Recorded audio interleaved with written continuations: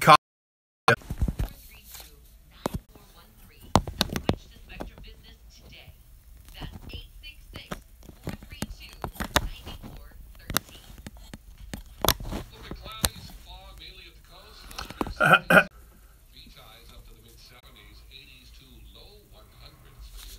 Oh, hey, I got a bunch of shit from people about last week's podcast. Did that not go up on Saturday night or something? I don't know. I did upload it, but it's under private. I don't know if Rick removed that or not. It's out of my control. Oh, is he the one who does the final upload or something? He puts it on Spreaker or whatever, right? Yeah, he does.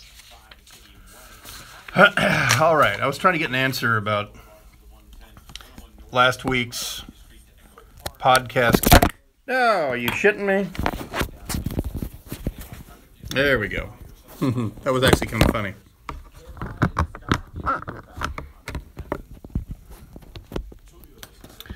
I was trying to get an answer about last week's gigantic podcast kerfuffle.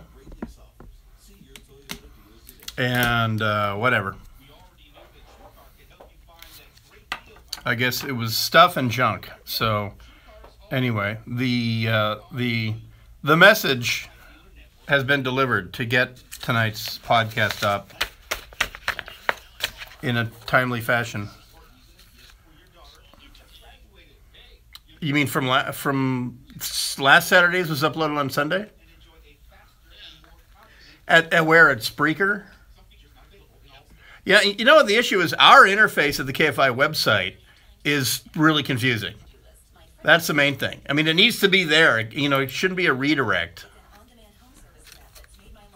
Am I right or like fucking A? But what do I know though, huh? Yeah. Because, I mean, yeah, you're cutting it up and putting it where it needs to go on you know, Saturday night.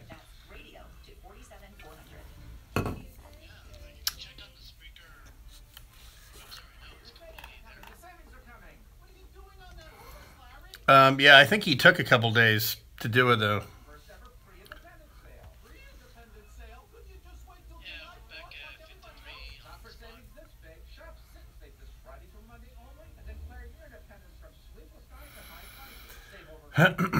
So, anywho.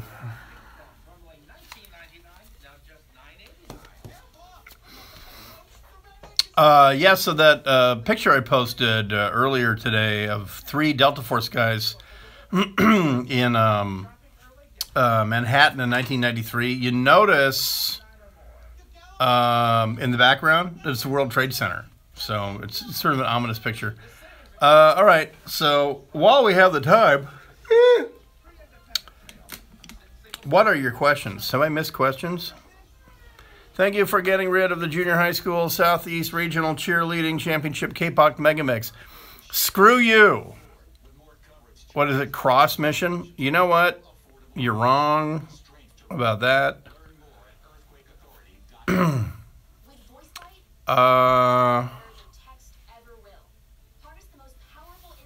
Yeah, so that podcast should go up and all that. All that shit.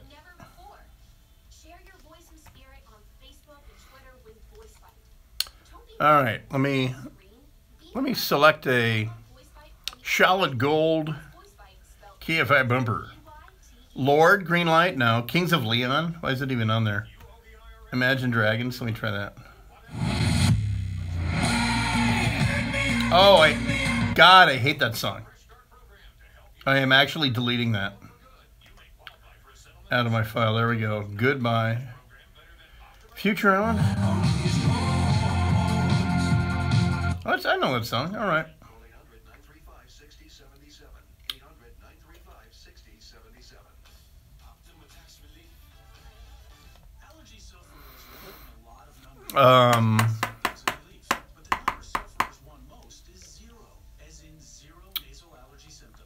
Did I miss a question? Yep. Yep. Yep. Love you and your senior place though. Okay, well. Good makeup. Good backstroke.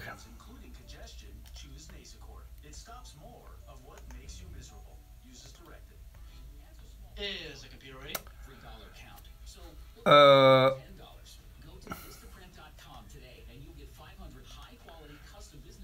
yep, all good. Can you hear when Hector, the board up, talks to me on the monitor?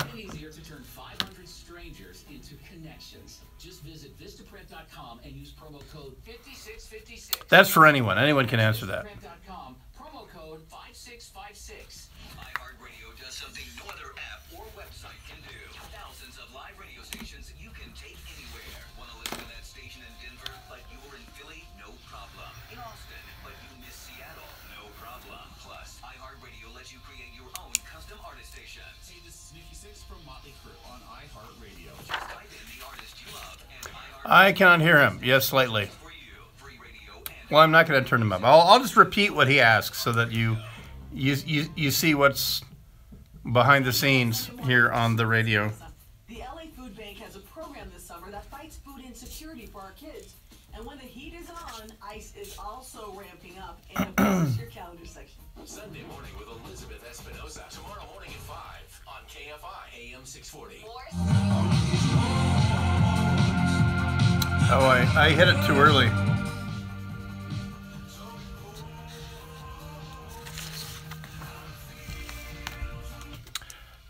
KFI AM 640, more stimulating talk. It is Dark Secret Place. Brian Suits in here live until midnight. So, August of 2016, the CIA delivers by courier. This is from the Washington Post article about the headline, Obama's secret struggle to punish Russia for Putin's election assault.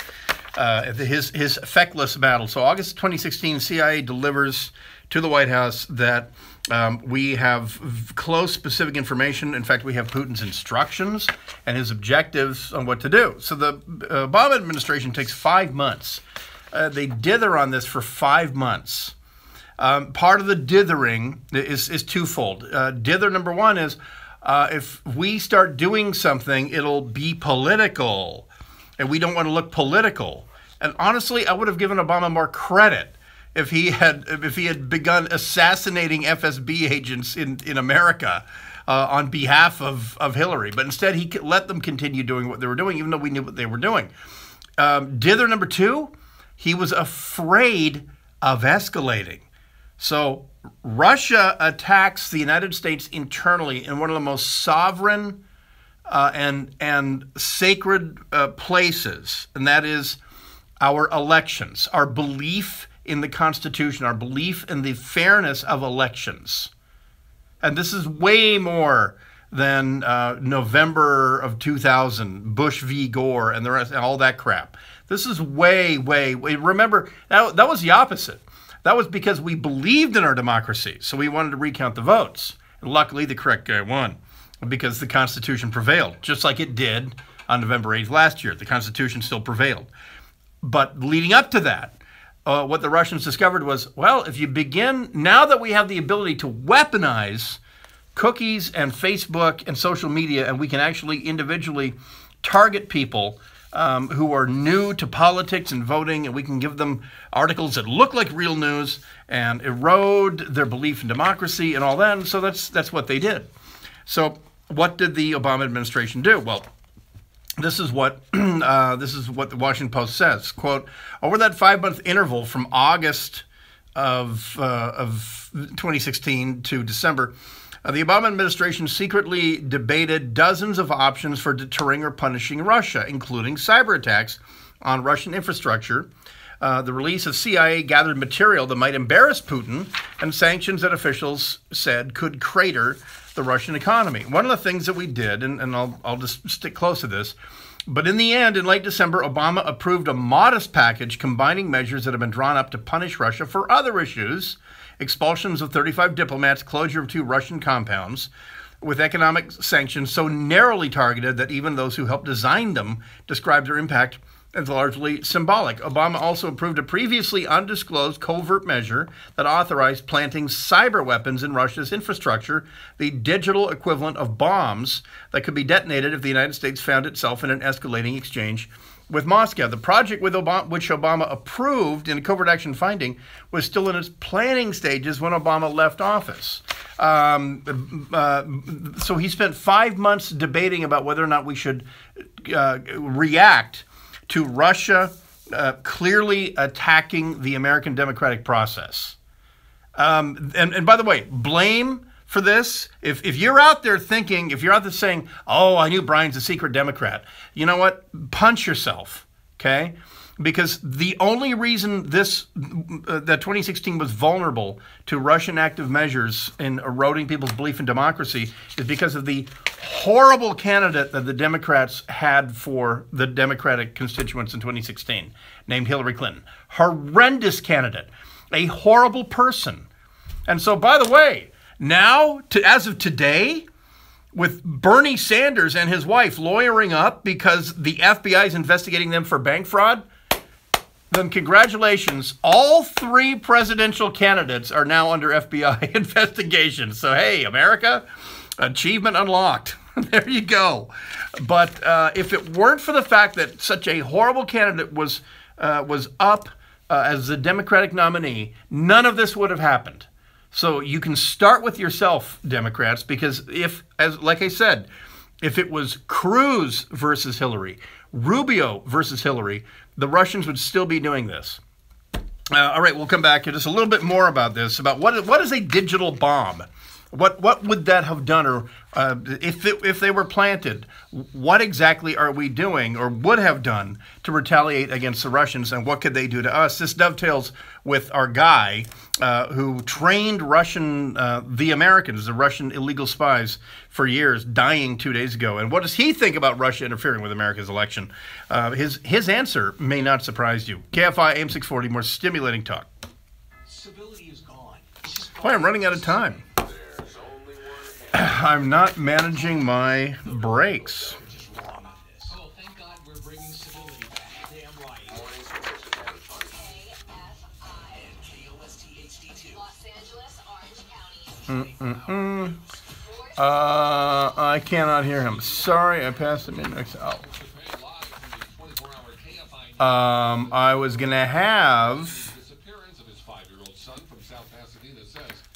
Delta Force Tom talk to us about the Canadian sniper, because he is familiar with the Macmillan TAC-50 system. But maybe we'll do that tomorrow night. Well, he's supposed to be wimpy. Eddie M. is asking about the K Mutiny. Isn't that a great movie, though? But yeah, Fred McMurray turns out to be the biggest fucking Blue Falcon of all time. That he's the guy who incites the other officers to rise up against Captain Queeg, and then when it's time for the court-martial for the XO who finally did it, Fred McMurray is sitting there just on the stand going, "Oh, I don't know why they did it. I advised against it." No. The Kane Mutiny is brilliant. That movie's... I've seen the play. The play's all courtroom. But that movie's terrific. Jose Ferrer, by the way, as the lawyer, is great. There are 2 great military courtroom movies. Obviously, K Mutiny, stands out as a great one. The second one is Breaker Morant, the Bruce Beresford Australian film based on a true story. The courtroom scenes in Breaker Morant are stunning. I remember you saying that Full Metal Jacket was very accurate. Was it your favorite and least favorite? Yeah, the Mark Bowden book, the new Mark Bowden did Killing Pablo, and he did Black Hawk Down. And he has this new book on the Battle of Wei during the Tet Offensive, and I haven't got it yet. I do want to read it. I want to talk to him. He's a great writer, and I think I know a lot about the Battle of Wei, but I guarantee, because there's so much minutia, what I've discovered in researching my own stuff, researching fiction and nonfiction, is there's too much stuff to put in a movie. So I got access through the Special Forces archive of a really significant, very, very a pioneering special forces unit in World War II called the 1st Special Service Force. And the day-to-day, and also it is a joint U.S.-Canada force. I've read the Canadian Battle Diary. It's pretty amazing. The American day-to-day Battle Diary is very detailed. Lone Survivor, yes, it's a good movie. Okay, it's a good movie. But even Marcus Luttrell will tell you he didn't kill anybody with a knife. And also, the other thing about that movie is there's the moment in the movie, and I have to be really cautious about this because a Medal of Honor came out of it. You know, the Marcus Luttrell, obviously, or I mean not Marcus Luttrell, but the commander, the naval officer, Murph. But there's a moment in the movie, to be dead honest with you, when the man and the goats come upon the patrol. If you want to go ahead and say killing them is not an option, then go ahead. But you better be ready to say EOM, end of mission. And you better call for your exfil and get out of there. But letting them go is the worst of your 3 options.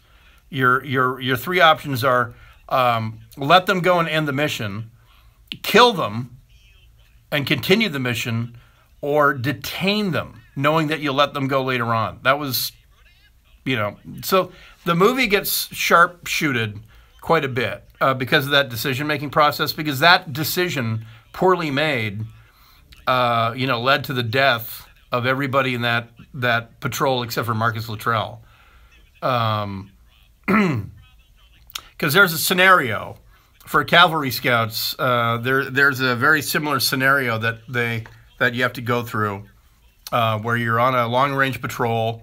You have an objective to get eyes on a bridge before 5 a.m. It's 1 a.m. or it's 10 p.m. or whatever, and a 14-year-old girl and a 6-year-old girl see you on the trail. What do you do? And so if you say kill them both, you might impress somebody who's asking the question if you answer quickly. The problem is it's going to be real hard to get your patrol to follow you for the rest of the day. 101 tomorrow for the Valleys and up to 106 for the Inland Empire. Roughly the same pattern Monday, but cooler by about 5 All right, I am up. For most of the rest of the work week. Right now, 68 degrees in Baldwin Park, 66 in Mission Viejo, 65 in Seal Beach, and 72 in Santa Clarita. We lead local from KFI's 24-hour newsroom. And then leave the PC up. AM 640, more stimulating talk. Hey, it is hour number 2 of the Dark Secret Place, and we're streaming on YouTube because we got the interwebs to finally work here. And if you go to @DarkSecretPlace on Twitter, there's a link to that, or just subscribe to my YouTube channel, which is real simple because I have a redirect. I have a domain. It's unsheepyourself.com. So if you go to if you want to go ahead and unsheep yourself anyway, which I highly recommend you just unsheep yourself, but go to unsheepyourself.com because I invented that phrase, and the proof is that I have the domain. So if you go to unsheepyourself.com, it takes you directly to my YouTube channel, and then you can see the stream. So let's do some catch-up here. The Washington Post saying that the Obama administration knew about Russian interference in the election by August of last year. They did not do anything about it for 5 months, and then what they did do about it was almost worse than nothing because it was practically nothing.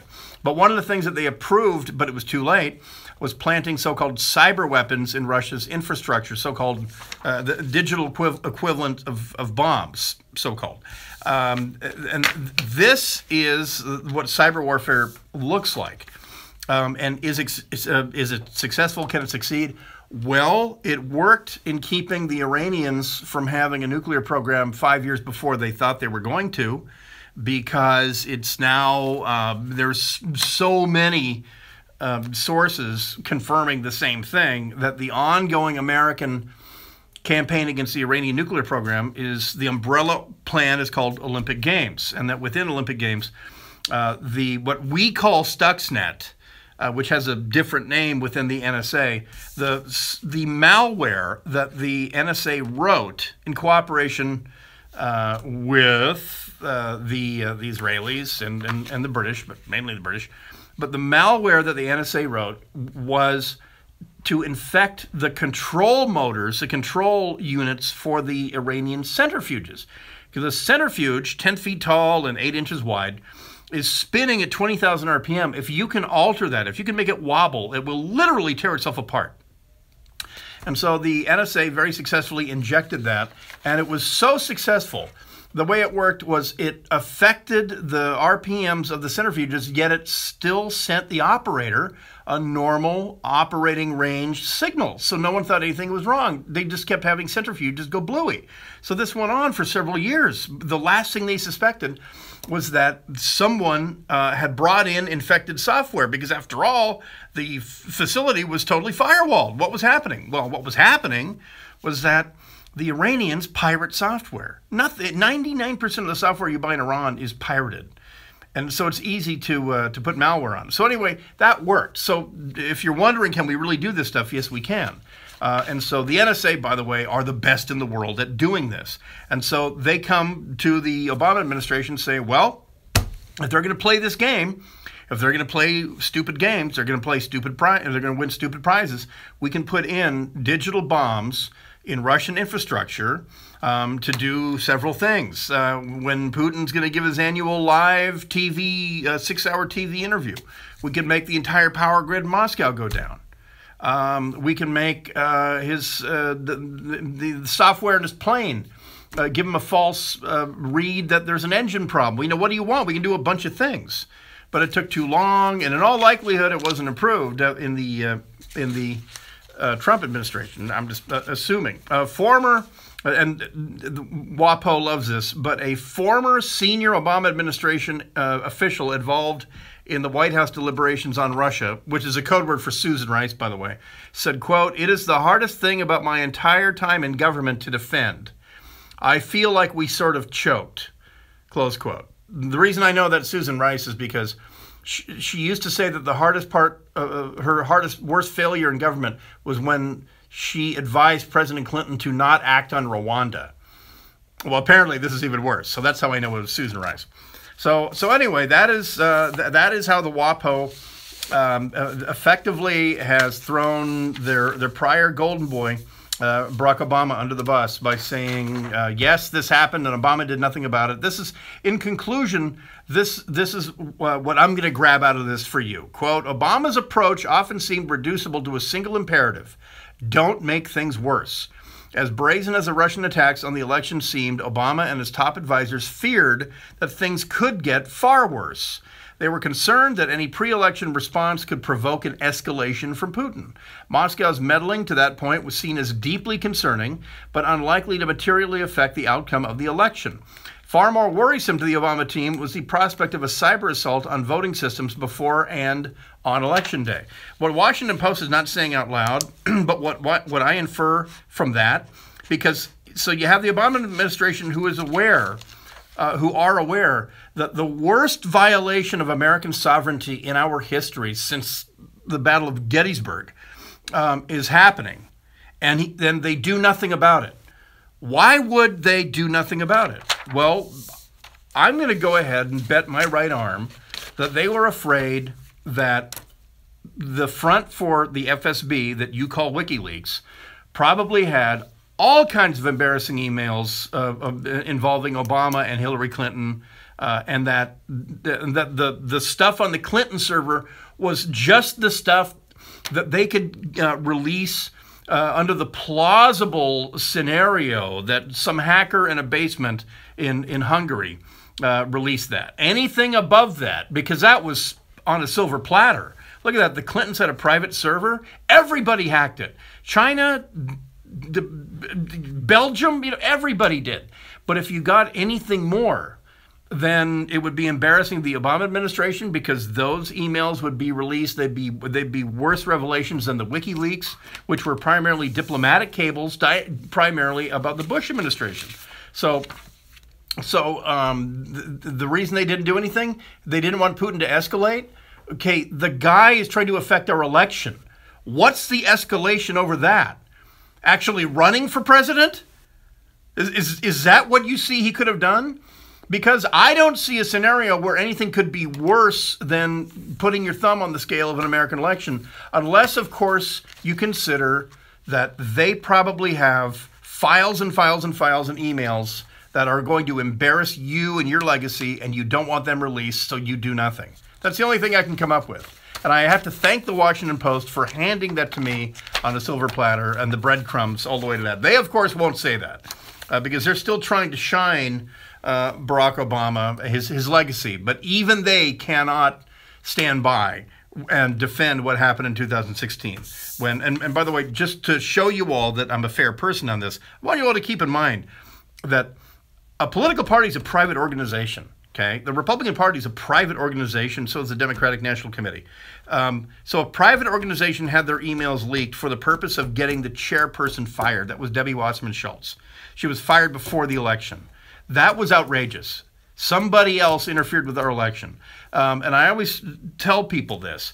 I defend the speech I disagree with. I defend Michael Moore's speech. I disagree with every word of it. Because if I don't defend that speech, who's going to be around to defend mine, right?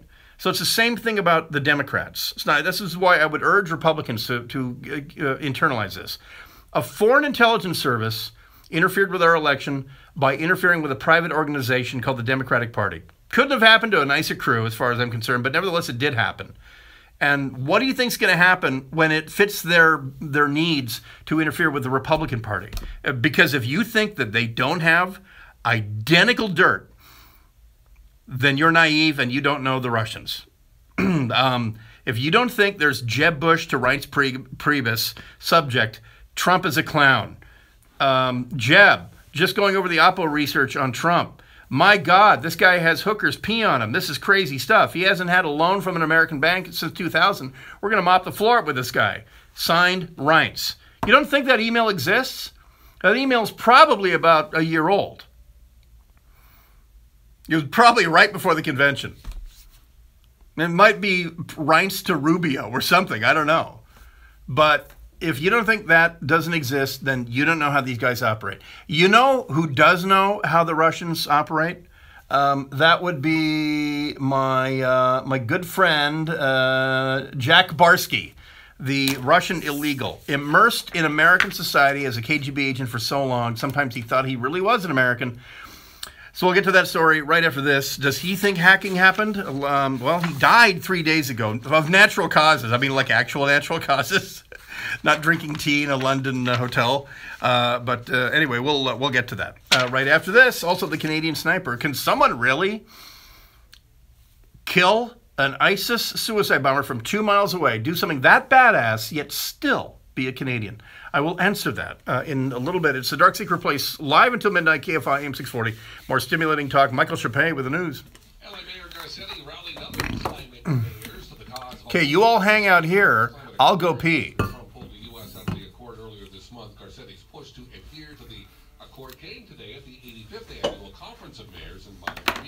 I fucked that up, didn't I? Have you ever accidentally said a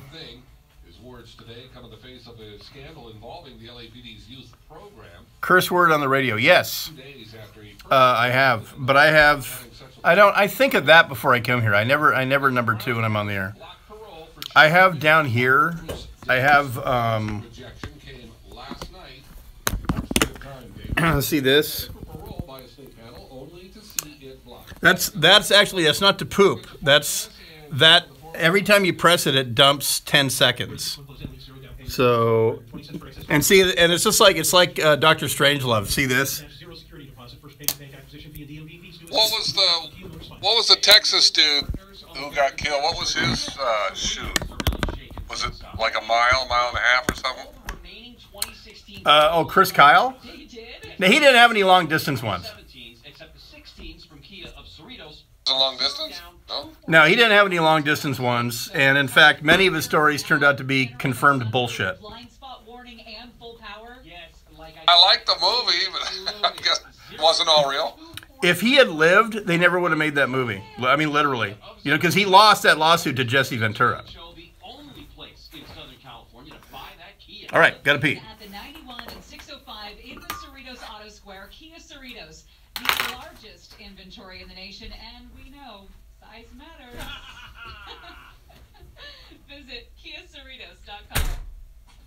Late night clouds, little fog, mainly at the coast. Lows near 60. Sunny after the burn off tomorrow.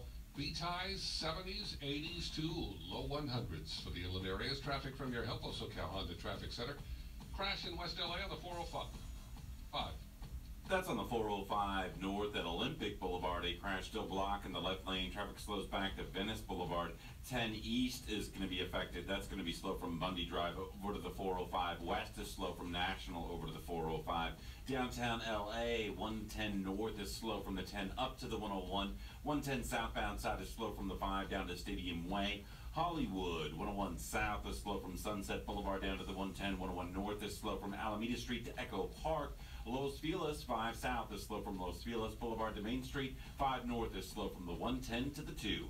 KFI traffic is brought to you by Waze Carpool. KFI in the sky gets you there faster. I'm David Penson.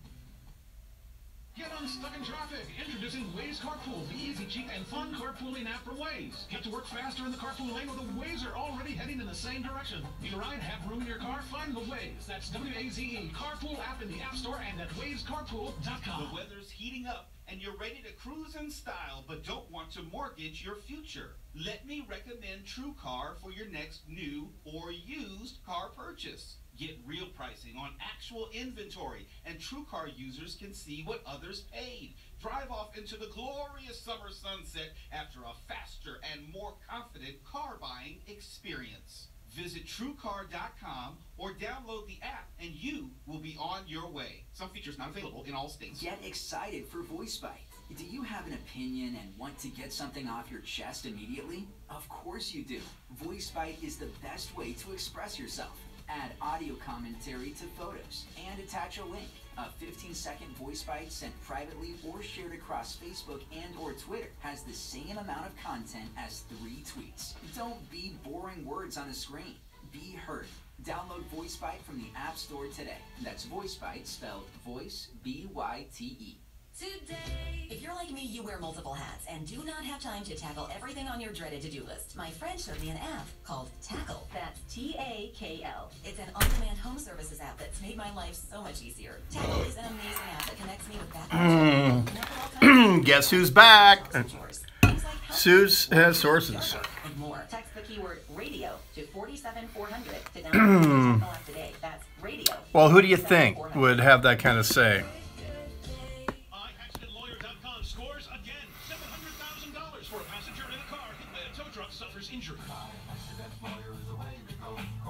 No. No, every naval source that I have down in Coronado, and I mean like actual surface warfare officers, not SEALs, because the guy, my buddy, who's a SEAL, who also was in that whatever Seal of Honor, what's that movie with the real life SEALs? Anyway, he put me in touch with an actual surface warfare guy, and he said. He's the one who gave me that tape of the collision that happened in 2012. Act of Valor. And he said, "Look, here's a bridge at night at 2 a.m. That didn't know what the hell they were doing, couldn't communicate, and wound up getting in a collision." So, all right. Bumpers.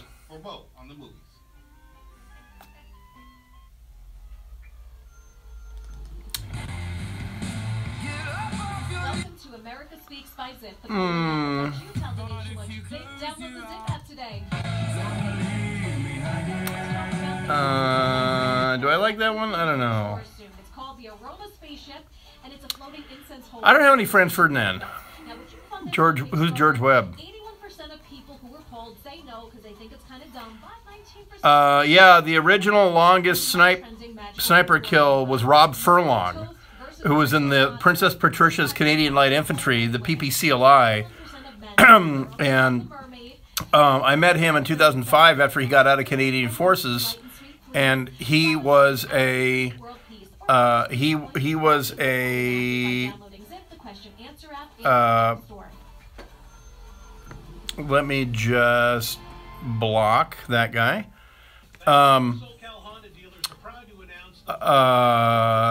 He was a Calgary cop. After he got out of Canadian Forces, he was a cop for about 10 years. And Hey, is the computer ready? yep, all good. And he was removed for a use of force call. And so now he runs a private long-distance shooting academy up in Canada. So, good Lord.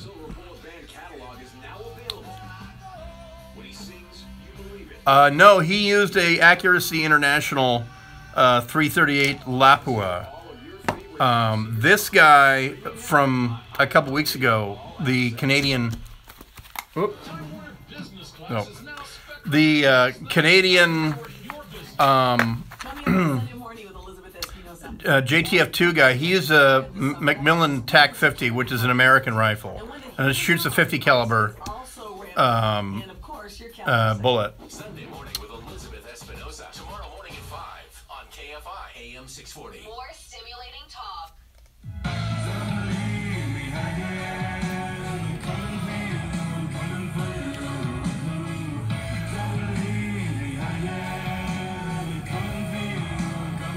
KFI, AM 640, more stimulating talk. It is the Dark Secret Place. Brian sits in here live until midnight. So, our guy from the KGB, his name, Jack Barsky. Let me play you this again real quickly.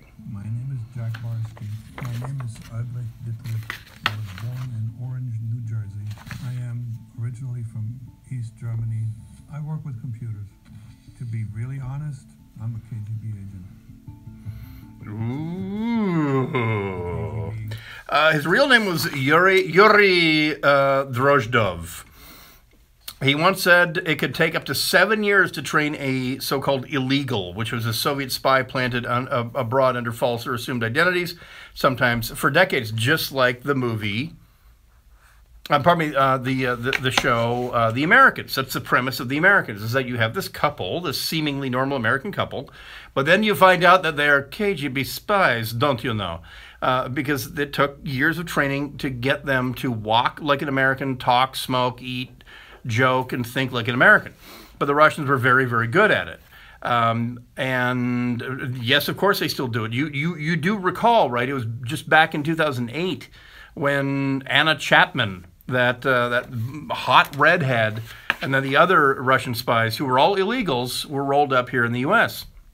There was a couple in Seattle, and they had only the Russians sort of gave up on the accentless English. Ever since the collapse of the Soviet Union, you do have plausible reasons to run into Russians here in the United States. They are all immigrants now, no longer refugees, and so they've kind of dropped that. But for years, they were trained in many cases by this guy Yuri Drozdov, former chief of the KGB's intelligence agency's Directorate S, which managed the illegals.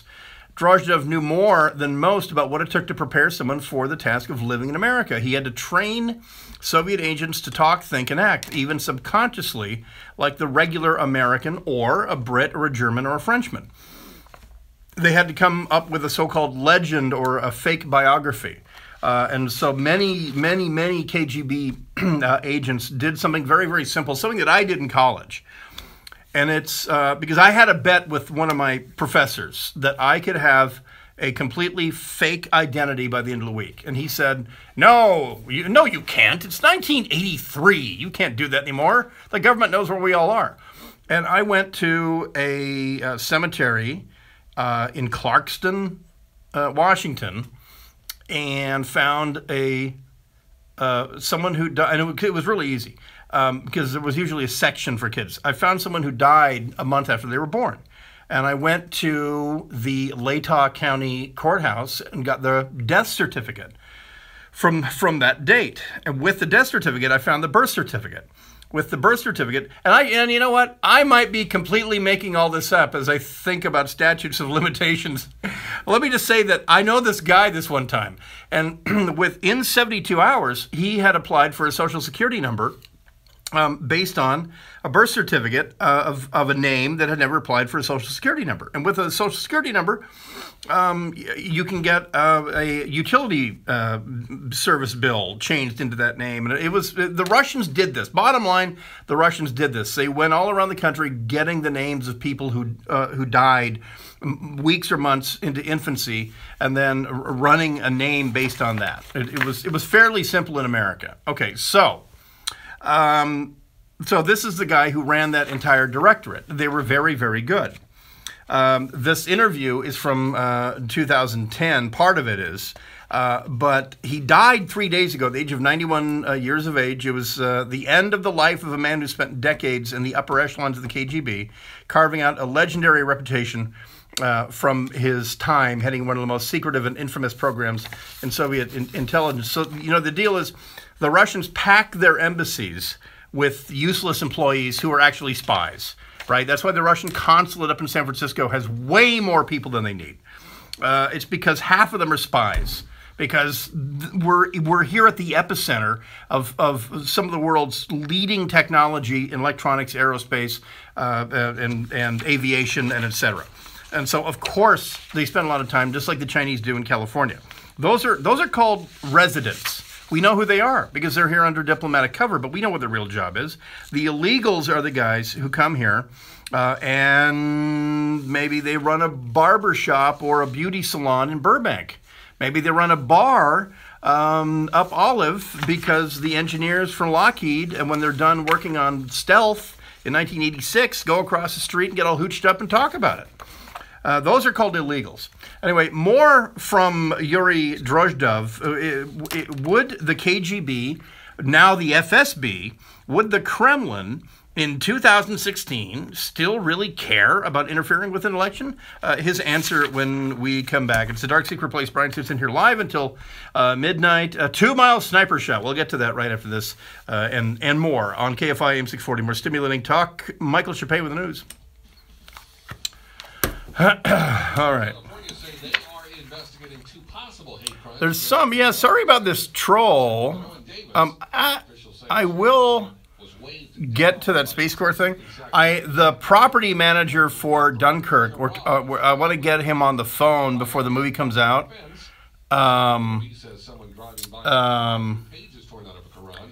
So stand by on that, because from what I've seen, the movie is astoundingly accurate. You know, the British, well,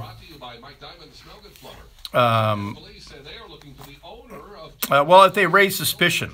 I mean, if you don't know this, Americans walk a certain way, talk. We enter a room a certain way, you know, than Germans or whatever. But yeah, Dunkirk, from what I've seen, you know, the British all have #1 Mark IVs and #1 Mark IIIs, which is what they entered World War II with. And then they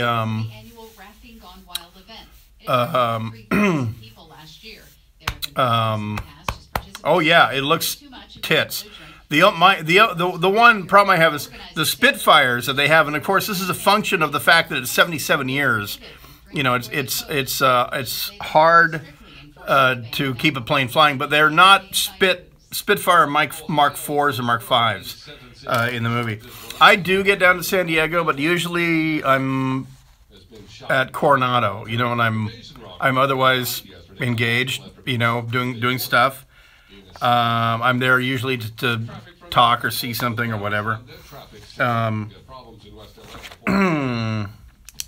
That's on the 405 and blocking the left lane. Traffic slows back to Venice Boulevard. West LA 10 east is slow from Bundy Drive over to the 405. West is slow from. And also the other deal is that it is true that the Russians south at Alameda Street, a broken down planted, you know, sabotage gear all across America in the 50s and 60s.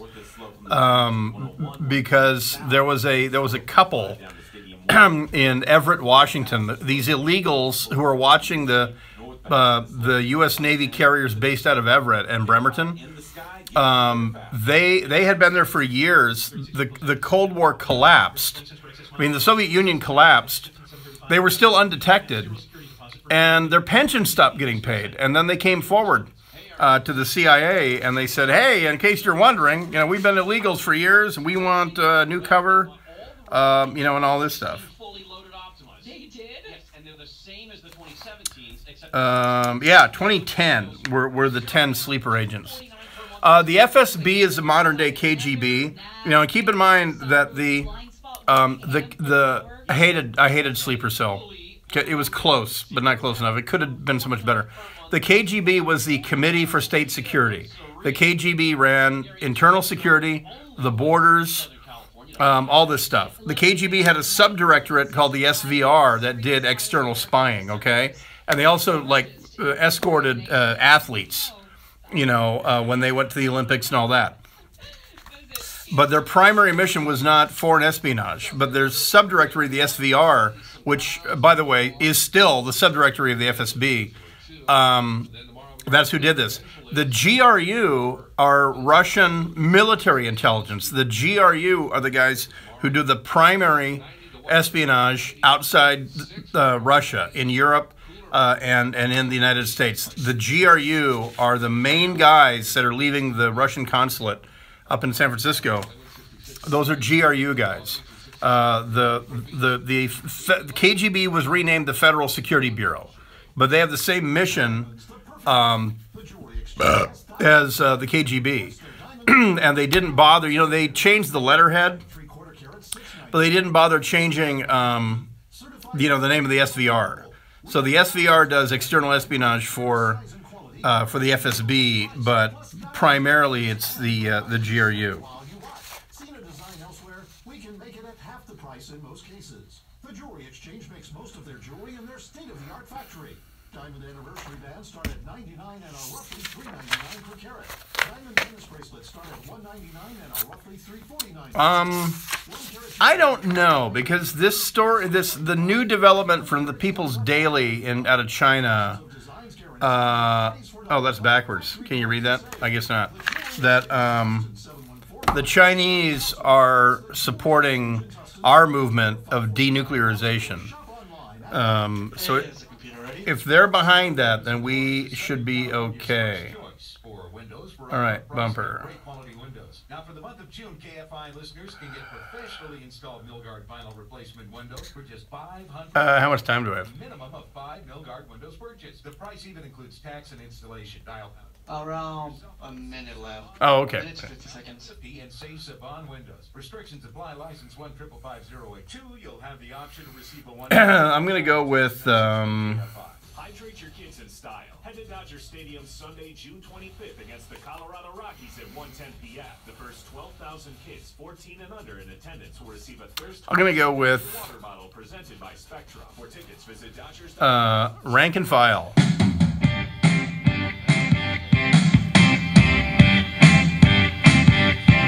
I caught the train at the station on the tracks to the right, and legend is old as the night.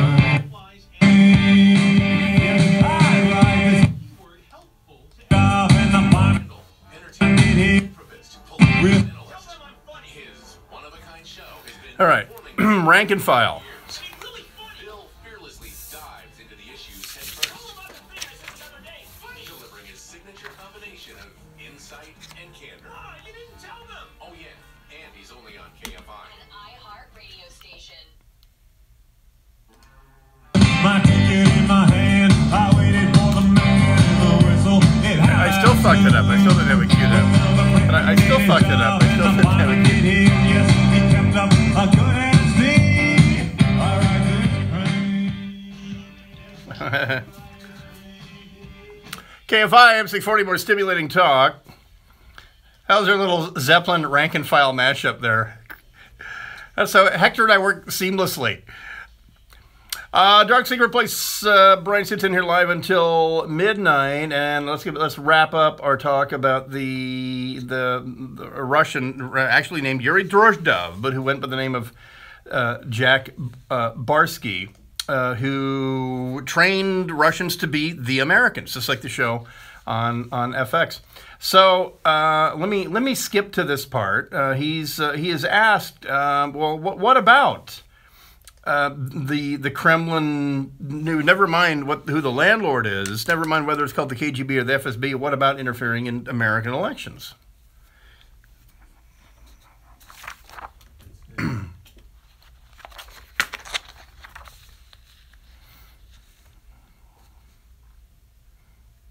And again, he's a Russian, but he's and speaking pretty good English. So the super, they don't ask him the question, but the super goes up: Would Russia interfere with an American election?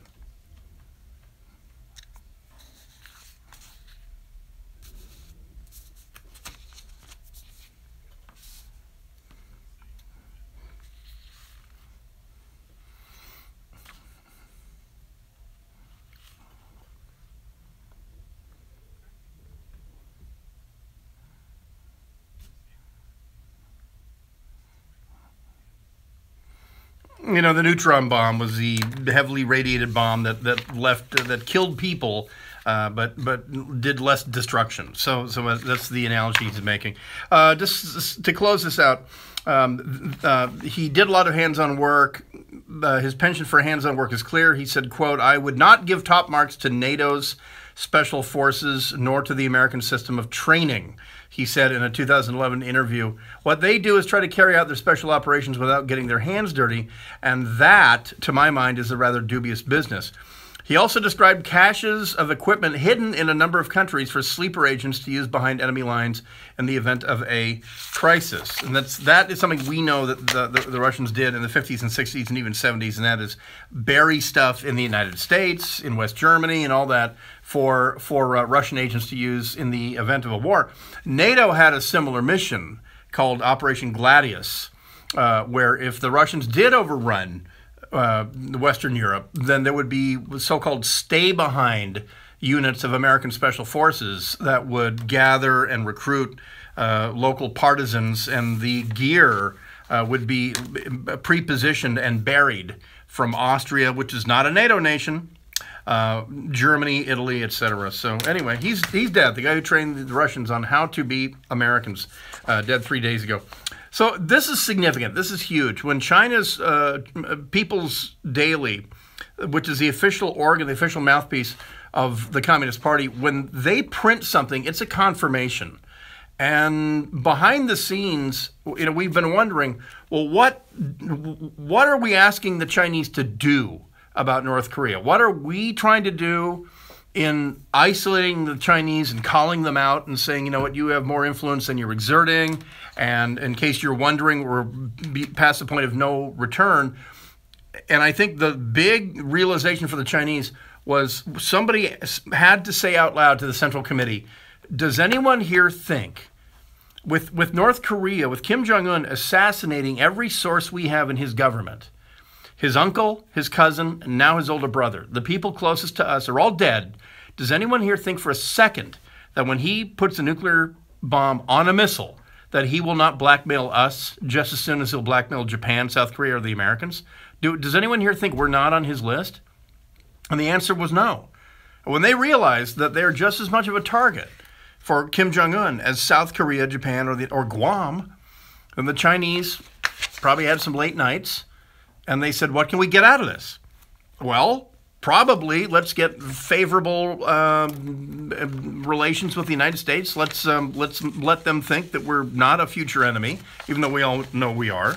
And let's help America denuclearize the Korean Peninsula. That's what they say instead of North Korea. China and the United States have agreed that efforts to denuclearize the Korean Peninsula should be, quote, complete, verifiable, and irreversible, close quote. Those are the words directly translated by the Chinese. Chinese state media said on Saturday. This goes on. Quote, both sides reaffirmed that they will strive for the complete, verifiable, and irreversible denuclearization of the Korean Peninsula. a document released by the official Xinhua news agency and People's Daily. A U.S. Secretary of State Tillerson had said on Thursday that the U.S. had pressed China to ramp up economic and political pressure on North Korea. China's top diplomat, Yang Jiechi, and General Feng Wei, that would be Yang and Feng, met Rex Tillerson and Defense Secretary Jim Mattis during the talks. Yang later met with President Donald Trump in the White House, where they also discussed North Korea, Xinhua reported. And so this was a face-to-face meeting with the president just a day ago. The consensus document also highlighted the need to fully and strictly hold to UN Security Council resolutions, blah, blah, blah, blah. And then military-to-military exchanges and all this other stuff about freedom of navigation. But the takeaway, the big giant takeaway here is that China agrees with us that North Korea should be denuclearized. Now, for the record, the South Koreans did a ballistic missile test on Friday. It was supposedly unannounced, but of course they told us. They just didn't tell the North Koreans. It was thought that this was a message back to North Korea, which is what we have ballistic missiles too. The difference is the North Koreans are going to have nuclear warheads on their ballistic missiles.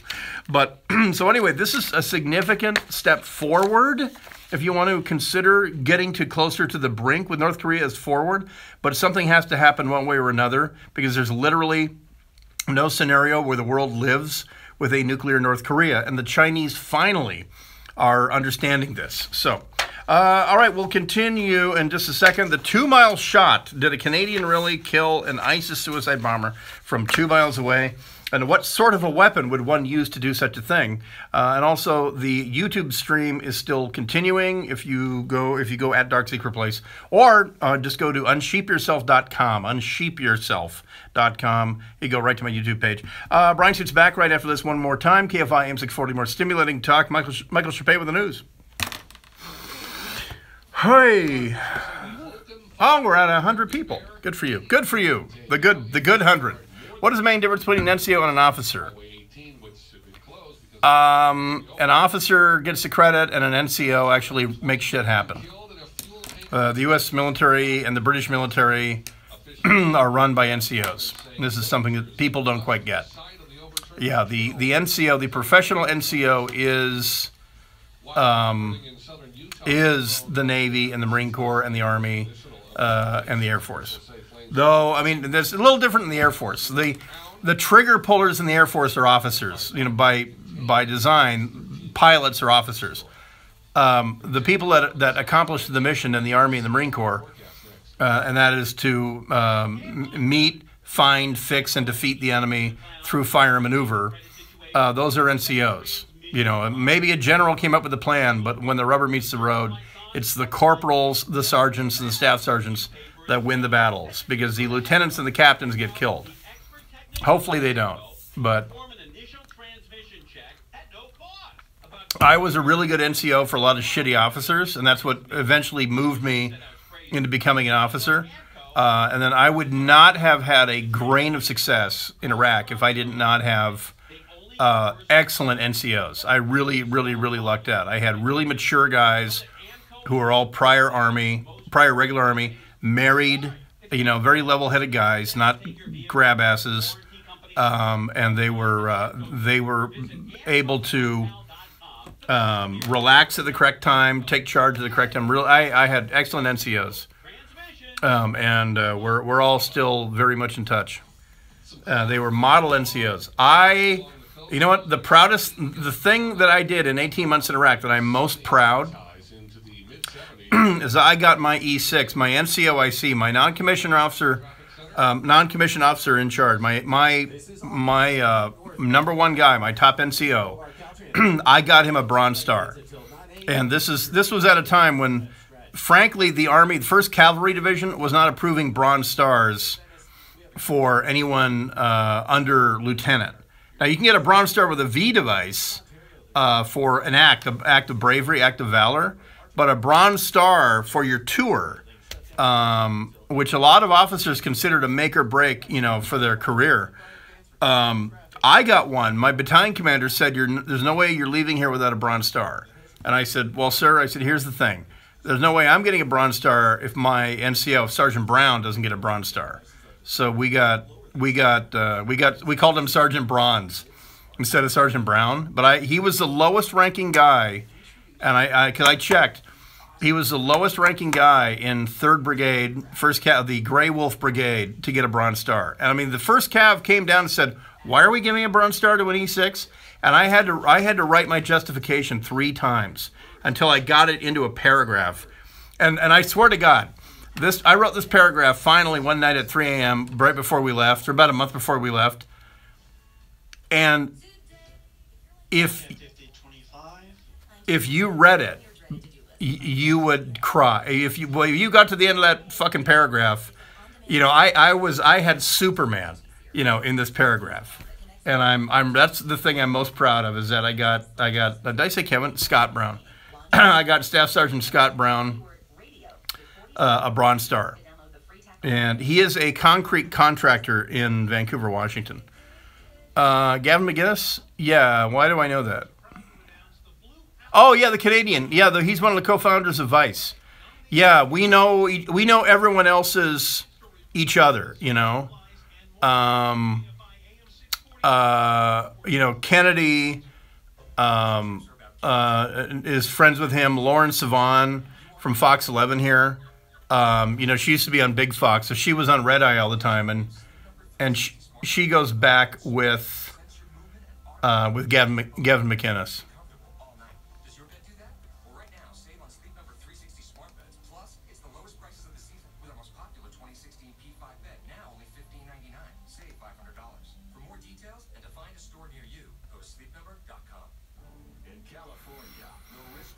Yeah, Red Eye was good when Greg Gutfeld was on it. Get the strength to rebuild. Contact your home insurance company or learn more at earthquakeauthority.com. Homeowners, if you've heard one solar ad, you've heard them all. That's why Horizon Solar, SoCal's #1 independent solar installer, is no, because there's I'm talking with a studio that wants to begin producing these and give me a set and things like that. And they stream all these live gaming shows, like the show when you go into GameStop, they run a show. They do that there, and they want to give me a computer, so that's cool. And it's like Twitch, in fact.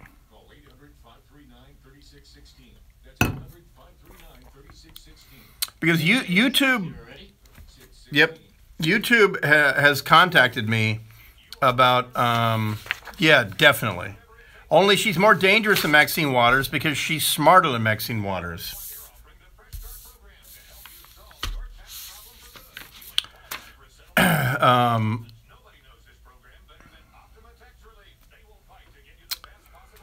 Asahi.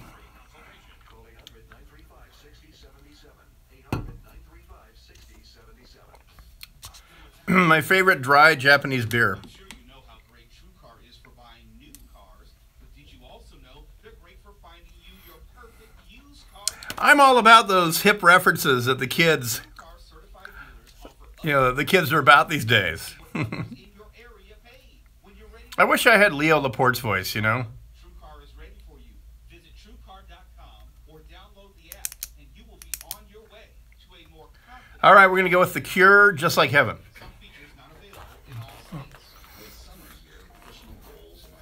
Woo! Seals! San Francisco Seals! Yeah.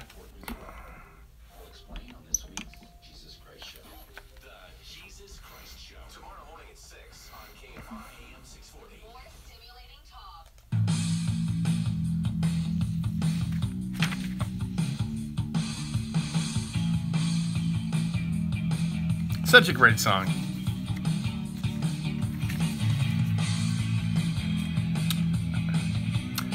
KFI, AM 640, more stimulating talk. It is the Dark Secret Place. Brian Suits in here one last time. And I know what you're saying. You're saying, is he going to let this song get to the money? No.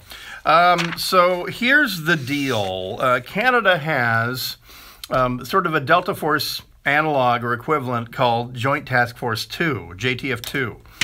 and which sounds mysterious enough because you're saying, well, what happened to JTF-1? Not the point.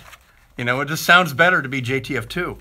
And they go through a very rigorous selection course. And one of the things that the Canadians have distinguished themselves in doing over the past 16 years in the War on Terror is shooting stuff from a long ways away. And obviously, this is a skill that the average Canadian would have to have because Canada is a very, very, very large country with a population less than California. So people wonder, why don't they have the same murder rate as we do? Well, because their engagement ranges are so much further than ours. In America, you want to go kill someone, you can just go 10 feet away. You can whack a bunch of people. In Canada, how can you have a mass killing when there's no masses of people? I might be way, way off in my reasoning on that one. However, here's the backstory. Canadian snipers had carefully chosen their hide site. This is, first of all, let's set the scene. The Canadians are directly engaged with ISIS on the ground. Canadian air-ground close air support teams and artillery support teams have been for 2 years on the ground in Iraq. The Canadian counter-terror guys, JTF-2, have been there. Also, the Canadian Army's training with the Kurds, the Peshmerga. So the Canadians have been deeply engaged in the fight against ISIS, which is, remember, the Canadians made a point of not being involved in Iraqi freedom. They were the first country to step up on 9/11 and say, hey, if you're going to go somewhere and mess junk up, we're going along. Canada, let the record show that Canada stepped up and offered troops before anyone else did. So the Canadians went with us to Afghanistan, where they punched way above their weight. And in Afghanistan, the Canadian snipers attached to the Princess Patricia's Canadian Light Infantry did such a significant job that General David Petraeus, who was the commander of the 101st Airborne at the time, made a point of decorating them. That this one very, very hairy helicopter operation at 10,000 feet, where no one had trained, none of the Americans had trained for high-altitude helicopter operations, a group of Canadian snipers took out al-Qaeda mortar teams that would have killed possibly 100 Americans. And so they're amongst the U.S. military, the U.S. Army and Marine Corps, Canadian sniper means something. It means that this guy can shoot. And this guy can shoot when he needs you to shoot, he can shoot. And he can, oh, by the way, hit what he shoots.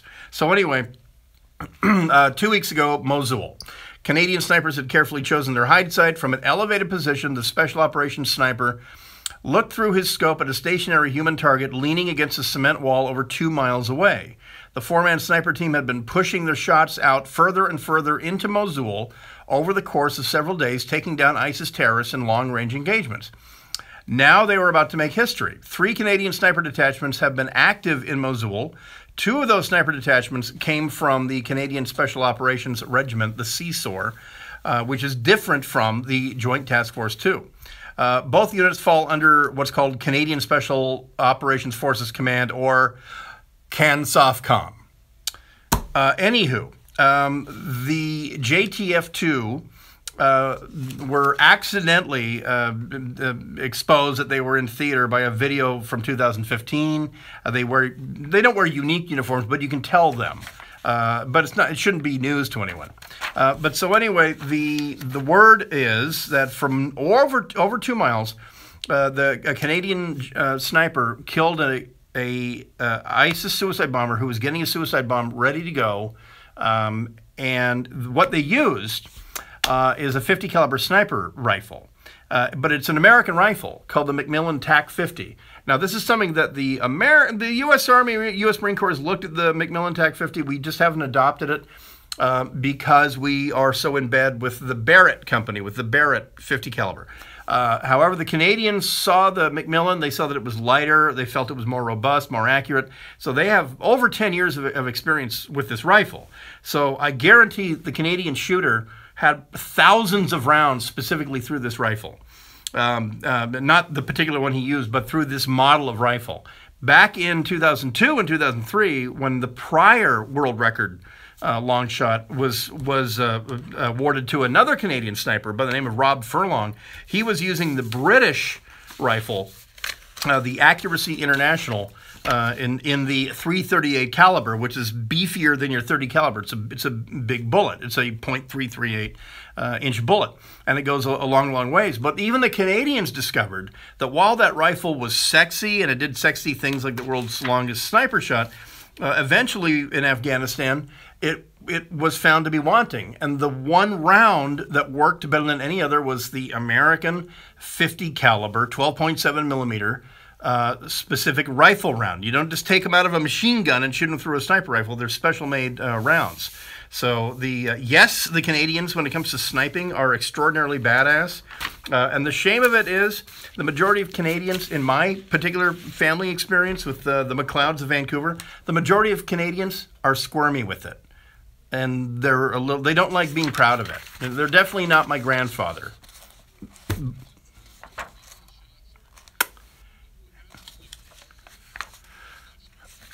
Oh no, yeah, ballistically it's gonna arc. You know, there's going to be significant bullet drop compensation from the optic. And also, by the way, here's the other thing: the unspoken hero of this entire engagement. The Canadian sniper who did it is going to be a legend in American and Canadian military, and his name will be known to people in that community. The second hero is the Macmillan TAC-50 rifle. The third unspoken hero is whatever the hell optic he used. I want to know what was the glass that he was using, because it frickin' thing worked. I mean, I don't care, bighorn sheep or an ISIS beheading bastard. No, it was probably not one of the new generation of digital optics, which are great for night vision. Nothing beats glass. And it probably was a $10,000 piece of Canadian government-issued glass. But I would like to know, I pretty much knew, because I know what the Canadians use, I knew what the rifle was. I just want to know, what was the glass that you used? And the Canadians, there's some indigenous stuff, but by and large, some of in the past 15 years, there's been a renaissance in American optics, and I've got some guesses, but it probably is not in the American inventory. But I'm expecting I'll be hearing something from Camp Pendleton, from a certain quarter, from a certain branch of the American military. But anywho, also real quickly, Saudi Arabia handed 2 islands over to Egypt. And this is the islands for carrier. Pardon me, Egypt handed 2 islands over to Saudi Arabia. And this is because the Saudis in 2015 bought 2 aircraft carriers for Egypt. They were the aircraft carriers that Putin had paid for in France. The French refunded his money after he invaded Crimea. Saudi Arabia paid for the aircraft carriers. The Egyptians gave them 2 islands today as a sort of an unofficial payment for the Egyptian ships, the Nasser and the Sadat, which give basically the Saudis 2 aircraft carriers. All right. And thank you very much for Hector and for Michael Chappé. We'll be back here tomorrow at 8 p.m. for Super Hyper Local Sunday, and everyone on the YouTube will shut out the broadcast, and we'll be back next Saturday at 10 p.m. on The Dark Secret Place, KFI AM 640, more stimulating talk. Sorry about that. I didn't mean to interrupt. No, not a problem. All right. Blah, blah, blah. Look at those questions I missed. Yeah, Night Force is insanely excellent and very, very expensive. I got to say, if you want a really good... If you're shooting an AR-15 for precision, there is the Nikon BDCs, the Nikon bullet drop compensator, the Nikon M223 sights that you can get like in 4X or 5X. Those are, I gotta say, for under $300, they're made in the Philippines, but they're made on Nikon machines. They really are a great piece of glass. And if you lose it, if you break it, whatever, you're out $300. You're not out $3,000. So yeah, for a combination of investment and what you're getting out of it, those Nikon M223 scopes are terrific. And Redfield, you know, used to be great. Then they were shitty, and then Redfield was bought by Bausch and Lomb. You know, so Redfields are really good. Nikon M223, and it's called the Bullet Drop Compensator Reticle, BDC reticle, and that thing works. And also, I use it on 300 blackout, and it's funny because the BDC reticle that's calibrated for the 5.56 round, it works for the 300 blackout. So anyway, well, love to sit around and chat, but I'm not gonna. So everyone come to the Wednesday night at Dave & Buster's in Hollywood. The pinned tweet on Twitter is the ticket thing. Hey, by the way, the Israelis use 22 LR as sniper rifles in urban environments because it kills. The Russians adapted a biathlon rifle, the Izmash 22 caliber biathlon rifle. They adapted that for urban sniping as the SVD 99. If you ever Google an SVD 99, that's a 22 caliber sniper rifle. And I'm here to tell you, it's hyper accurate.